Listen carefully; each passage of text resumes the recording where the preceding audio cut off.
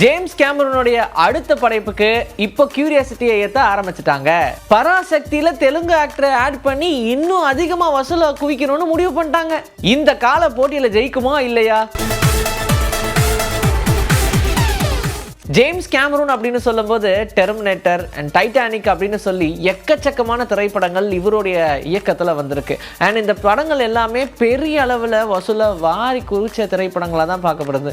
உலக அளவில் இப்படி ஒரு வசூலா அப்படின்னு பிரமிக்க வைக்கிற மாதிரி தான் ஒவ்வொரு திரைப்படங்களையுமே உருவாக்கியிருப்பாரு. அதுலேயும் 2009 ரிலீஸ் ஆன அவதார் அப்படின்ற படம் போதுமா அப்படின்ற மாதிரி ஒரு தனி உலகத்தையே உருவாக்கி எல்லாரையும் மைசிலுக்க வச்சாங்க அப்படின்னு தான் சொல்லணும். இந்த படம் உலக அளவில் வசூல் ரீதியாக பார்த்தோம்னா இது வரைக்கும் எந்த படமும் இப்படி ஒரு வசூலை கொடுத்ததில்லைன்ற மாதிரி முதல் முறையா அவ்வளோ பெரிய வசூலை உலக சினிமா வரலாற்றிலேயே கொடுத்த ஒரு திரைப்படம். இதே மாதிரி 2022 அடுத்த பாகமா வே ஆஃப் வாட்டர் அப்படின்னு ரிலீஸ் பண்றேன்னு Avatar the way of water அப்படின்னு சொல்லி ரிலீஸ் பண்ணியிருந்தாங்க. இந்த படம் பெரிய அளவில், அதாவது ஃபர்ஸ்ட் பார்ட் அளவுக்கு இல்லை அப்படின்னாலும் வசூல் ரீதியாகவும் இந்த படம் ஒரு மிகப்பெரிய வெற்றி. இந்த அவதார் அப்படியே சீரியஸ் ஆக்க போறாங்க அப்படின்றத டிசைட் பண்ணிட்டு ஒவ்வொரு வருஷமும் ஒன்னொன்று ரிலீஸ் பண்ணுவோம், இல்லைன்னா 2 வருஷத்துக்கு ஒன்று ரிலீஸ் பண்ணுவோம் அப்படின்ற மாதிரி பிளான் பண்ணியிருந்தாங்க. அதுக்கேற்ற மாதிரியே Avatar the fire and ash அப்படின்ற படத்தை இந்த வருஷத்துடைய டிசம்பர்ல ரிலீஸ் பண்றதா பிளான் பண்ணி அதையும் அஃபிஷியலா அனௌன்ஸ் பண்ணியிருந்தாங்க.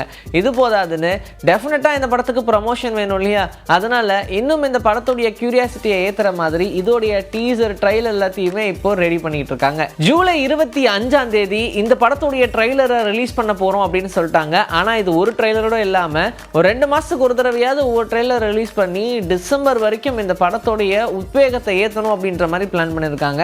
ஏன்னா இந்த படம் தி வே ஆஃப் வாட்டர் மாதிரி கொஞ்சம் அப்செட் பண்ணுற மாதிரியோ இல்லை லைட்டாக போரிங்காகவும் இருக்கக்கூடாது, முடிஞ்ச அளவுக்கு நெருப்பாக இருக்கணும் அப்படின்னு சொல்லி தான் தி அவதார் ஃபயர் அண்ட் ஆஷ் அப்படின்ற படமே உருவாகி இருக்கிறதா முன்னாடியே சொல்லியிருந்தாங்க. அதனால அதுக்கேற்ற மாதிரி இந்த படத்தை இன்னும் மெருகேற்றிட்டு இருக்காங்களாம். சுதாகோங்கராவுடைய இயக்கத்தில் சிவகார்த்திகேயன், ரவிமோகன், இன்னும் நிறைய நடிகர்களுடைய நடிப்பில் உருவாகிற படம் தான் பராசக்தி.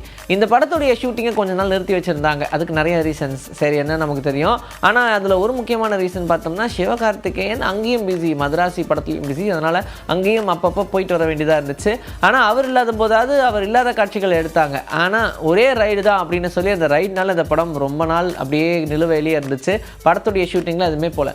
மறுபடியும் இந்த படத்துடைய ஷூட்டிங்கை இப்போ ஆரம்பித்து பொள்ளாச்சியில் ரொம்ப வேகமாக இந்த படத்துடைய ஷூட்டிங்கை எடுத்துகிட்டு இருக்காங்க இல்லையா? இந்த படத்தில் ஆல்ரெடி ஸ்ரீலீலா இருக்காங்க. அவங்களுமே தமிழில் தான் முதல் அறிமுக படம் அப்படின்றதுனால படத்துக்கு எந்த அளவுக்கு மெனக்கட்டணுமோ அவ்வளோ மெனக்கெட்டு இருக்காங்க அப்படின்னு தான் சொல்லணும். இதோட நிறுத்தலை.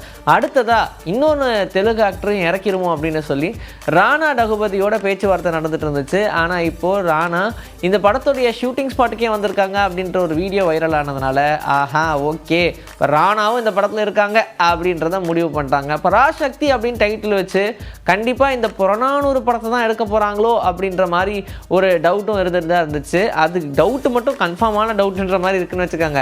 அதனால் என்ன தான் நடந்துட்டுருக்கு, இந்த படம் எப்படி தான் இருக்க போகுது அப்படின்ற எல்லாத்தையுமே சீக்கிரமாகவே பார்க்கறதுக்காக ரசிகர்கள் காத்திருக்காங்க.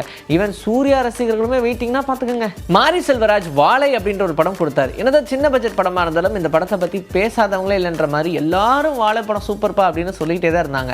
அதுக்கேற்ற மாதிரி தான் இந்த படமே அமைஞ்சிருக்கும். இதுக்கப்புறமா என்னதான் பண்ண போகிறாரு அப்படின்னு பார்த்தா மாரி செல்வராஜ் பைசன் அப்படின்ற ஒரு படம் எடுக்கிறதா சொல்லியிருந்தாரு. துருவிக்ரம் இதில் ஹீரோன்றது நமக்கு தெரியும். இந்த படத்துடைய ஷூட்டிங்லாம் நடந்துட்டு இருக்கு. கபடி வீரரை மையமாக வச்சு இருக்கக்கூடிய ஒரு திரைப்படம். அந்த விளையாட்டை மையமாக வச்சு தான் இந்த படத்தையே எடுத்திருக்காங்க. ஸோ அதில் விளையாட்டு வீரராக வராரு துருவிக்ரம் அப்படின்னு சொல்லிட்டாங்க. இதுக்காக அவர் உடம்பு குறைச்சாரு, விளையாட்டை கற்றுக்கிட்டார், 2 மாதம் சம ட்ரைனிங்கு, இதெல்லாம் ஒரு பக்கம் போச்சு. ஸோ இந்த பைசன் படத்துடைய வேலைகள் ரொம்ப வேகமாக நடக்குது. அனுபமா பரமேஸ்வரன் தான் இதில் கதாநாயகியாக நடிக்கிறாங்க. இந்த படத்துடைய வசூல் எந்த அளவுக்கு அப்படின்னு பார்த்தோம்னா படம் இப்போ முடிகிற ஸ்டேஜில் இருக்குது. அதனால் இப்போவே வசூல் ஆரம்பிச்சிருவோம் அப்படின்னு சொல்லிட்டு ஒவ்வொரு உரிமமுக்கும் கொடுக்க ஆரம்பிச்சிட்டாங்க. ஸோ தேட்டரில் ரிலீஸ் பண்ணுறதுக்காக 5 ஸ்டார் படம் வாங்கியிருக்காங்களாம். ஸோ அதனால் அது ஒரு பக்கம் ஓடிக்கிட்டு இருக்கு. நெட்ஃப்ளிக்ஸ் ஓடிடி நிறுவனம் ஒரு 18 கோடி ரூபாய்க்கு வாங்கியிருக்காங்களாம். ஸோ இது இல்லாமல் இன்னும் வெளிநாடுகள் இருக்குது, அங்கெல்லாம் இந்த படத்தை ரிலீஸ் பண்ணும், அதில் கொஞ்சம் கலெக்ஷன் வரும். எனிவேஸ் இந்த படம் கண்டிப்பாக கல்லா கட்டி ஓரளவுக்கு தாண்டி ஓடிடும் அப்படின்ற மாதிரி தான் நம்புகிறாங்க. எப்போவுமே இந்த மாரி செல்வராஜோடைய இயக்கம் பொறுத்த வரைக்கும் சின்ன பட்ஜெட்டாக இருந்தாலும் ஒரு நல்ல படத்தை எடுத்து அதன் மூலியமாக வரக்கூடிய லாபத்தை எடுத்துருவார். அதுக்கேற்ற மாதிரி தான் இதுவும் உருவாகியிருக்கு. ஜேசன் சஞ்சயோடைய இயக்கத்தில் சந்தீப் கிஷான் ஹீரோவாக நடிக்கக்கூடிய ஒரு படம். இந்த படம் பெரிய அளவில் பண்ணணும்னு லைக்கா நிறுவனமே இந்த படத்தை தயாரித்து இந்த படத்து மேலே ஒரு மிகப்பெரிய நம்பிக்கை வச்சுருக்காங்க. என்னதான் லைக்கா நிறுவனம் பெரிய பெரிய படங்களை பண்ணாலும் ஆல்மோஸ்ட் அந்த படங்களில் நிறைய லாஸ் ஆச்சு. இதுக்கப்புறம் ஆகக்கூடாது அப்படின்ற மாதிரி தான் ஒரு முடிவோடு இருக்காங்க. இருந்தாலும் ஒரு நல்ல பட்ஜெட் படம் கண்டிப்பாக தளபதி விஜய்க்காக பண்ணலாம் அப்படின்ற மாதிரிலாம் நினச்சி இப்போது ஜேசன் சஞ்சயை வச்சு ஒரு படம் பண்ணுறாங்க. இதுவும் நமக்கு தெரிஞ்சது தான். சரி, இந்த படத்துக்கு ரொம்ப முக்கியமான வேலைகள்லாம் நடந்துகிட்டு இருக்கு. என்னென்னா போஸ்ட் ப்ரொடக்ஷனும் இருக்கும் சைமல்டேனியஸாக இப்போ ஸ்டார்ட் பண்ணிட்டாங்க. ஏன்னா ஆல்மோஸ்ட் இந்த படத்துடைய ஷூட்டிங் கம்ப்ளீட் ஆக போகுது. இப்போ பேங்காக்கில் இந்த படத்துடைய ஷூட்டிங் எடுத்துகிட்டு இருக்காங்க. இன்னும் 2-3 நாளில் அந்த ஸ்கெடியூல் முடிஞ்சிருச்சு அப்படின்னா படத்துடைய ஷூட்டிங் மொத்தமாக கம்ப்ளீட் அப்படின்ற மாதிரி சொல்லிட்டாங்க. ஆல்மோஸ்ட் பார்த்தோம்னா 1 வருஷமாக இந்த படத்துடைய ஷூட்டிங் போய்கிட்டு இருக்கு.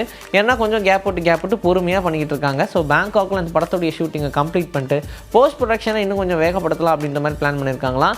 மேபி இந்த படத்தை தீபாவளிக்கே ரிலீஸ் பண்ணாலும் ஆச்சரியப்படுறதுக்கு இல்லை, அந்த மாதிரி தான் வேலைகள் போயிட்டு இருக்கு அப்படின்னு சொல்கிறாங்க. சீக்கிரமாகவே இதை பற்றின அப்டேட் வரும்னு நம்பலாம். இன்றைக்கி நம்மளுடைய சினிபூத்தில் சினிமா பற்றின பல விஷயங்களை பார்த்தாச்சு. இதே மாதிரி அடுத்த எபிசோடில் உங்களை நான் வந்து சந்திக்கிறேன். This is bye from Vijay. Take care.